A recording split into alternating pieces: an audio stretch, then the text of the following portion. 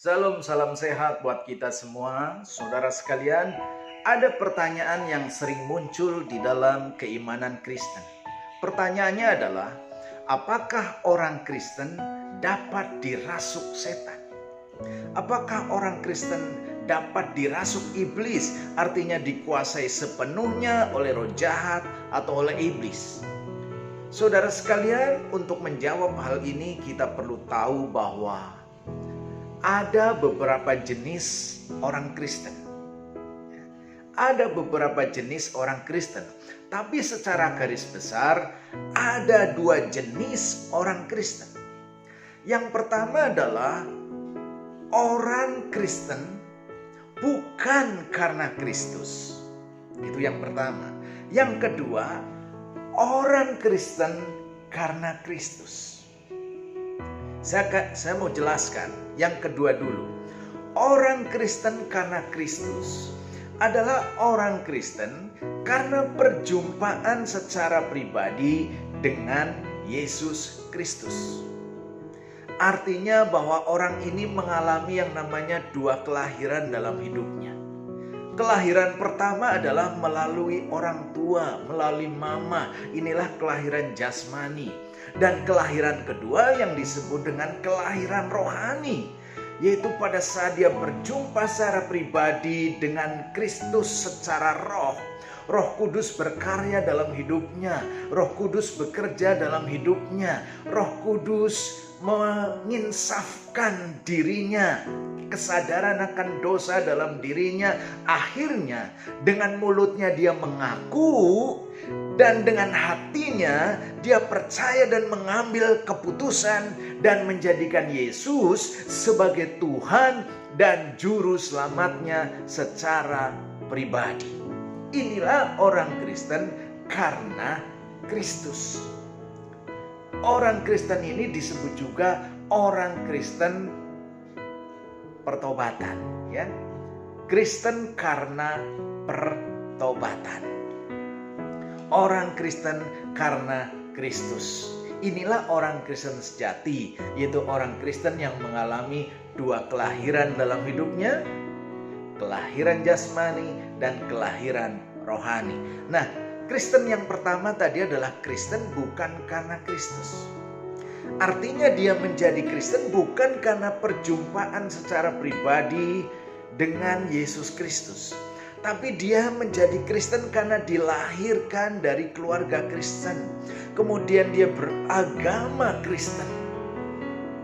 Jadi Kristen bukan karena perjumpaan secara pribadi dengan Kristus, bukan karena kelahiran kembali, tapi Kristen karena yang lain. Dan dia menjadi agama Kristen. Nah, kalau orang menjadi Kristen bukan karena Kristus, maka orang ini sangat bisa dirasuk dan dikuasai sepenuhnya oleh iblis. Bukan saja pikirannya, bukan saja kehendaknya, perasaannya, jiwanya, sampai pada titik roh, orang ini bisa dikuasai sepenuhnya oleh yang namanya roh jahat. Karena orang ini masih kosong, saudara. Ya. Ibaratnya rumah masih kosong sehingga iblis itu bisa menguasai dan merasuk di dalam kehidupannya.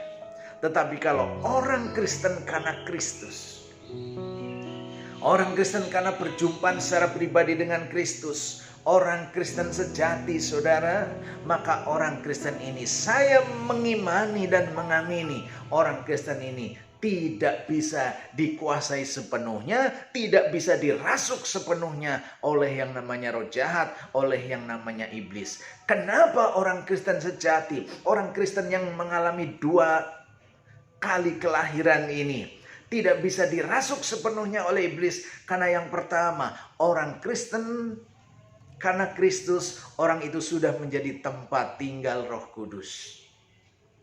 Tubuhnya sudah menjadi bait Roh Kudus.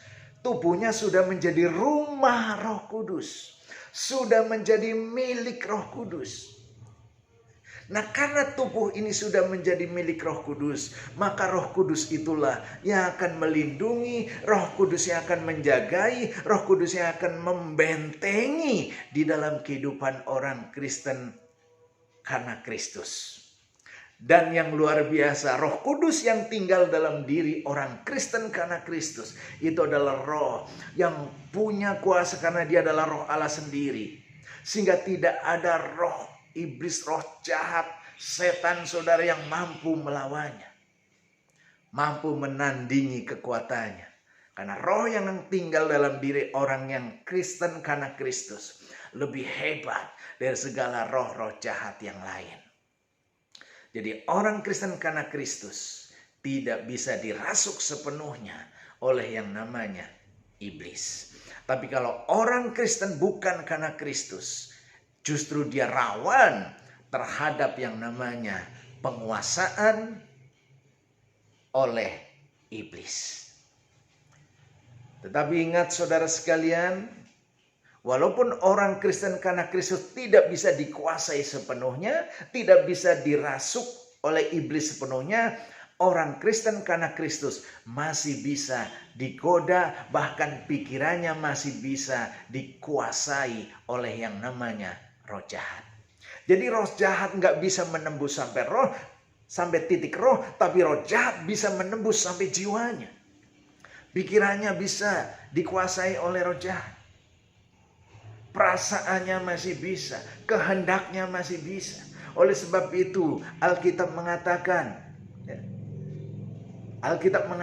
demikian, sadarlah dan berjaga-jagalah, lawanmu si iblis berjalan keliling seperti singa yang mengaum-ngaum mencari orang yang dapat ditelannya. Dan orang yang dicari adalah orang apa saudara? Orang Kristen karena Kristus. Dicari, mau digoda, mau dijatuhkan, mau dihancurkan. Kalau orang yang bukan Kristen, bukan karena Kristus, ya itu memang sudah menjadi menjadi makanannya. Tapi orang yang menjadi makanan iblis adalah orang justru Kristen karena Kristus. Itu menjadi incaran iblis, ya. Itu menjadi target iblis untuk apa? Dihancurkan dan dijatuhkan. Jadi saudara sekalian yang dikasihi oleh Tuhan, jadi kalau ada pertanyaan apakah orang Kristen bisa dirasuk iblis? Bisa. Kalau dia Kristen bukan karena Kristus tapi karena yang lain. Tapi kalau orang Kristen karena Kristus, dia tidak bisa dirasuk sepenuhnya, tidak bisa dikuasai sepenuhnya.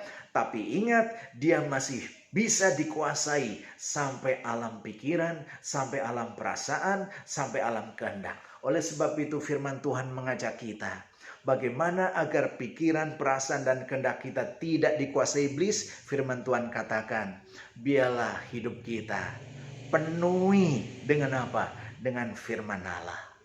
Penuhi pikiran dengan firman, penuhi perasaan dengan firman, maka kehendaknya adalah kehendak firman. Jadi saudara sekalian yang dikasihi oleh Tuhan, kembali kepada pertanyaan, apakah orang Kristen bisa dirasuk oleh iblis? Kalau kita menjadi orang Kristen karena Kristus, menjadi orang Kristen karena pertobatan, bukan Kristen tanpa pertobatan, tapi Kristen karena pertobatan, maka iblis tidak bisa menguasai hidup kita. Dia masih bisa menggoda, tapi dia tidak bisa menguasai dan merasuk kehidupan kita. Tuhan Yesus memberkati. Haleluya.